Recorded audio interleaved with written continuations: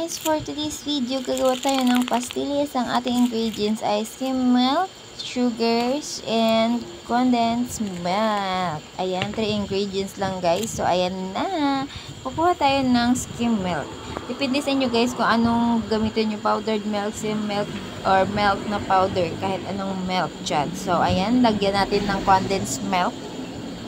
I-mix natin guys. Huwag nyong huwag nyong agad-agad ibuhos, dahan-dahanin lang guys, para alam natin yung texture niya, kung pwede niya or hindi pa. Ayan, dagdagan lang natin ng dagdagan kung depende sa inyo guys, basta huwag nating agad-agarin. So ayan na guys ang kanyang texture. So nabilog-bilog na natin siya. Lagyan na natin ng sugar. Then ayan guys, ang dali lang gumawa ng pastillas, kaya gumawa ng kayo. Let's go!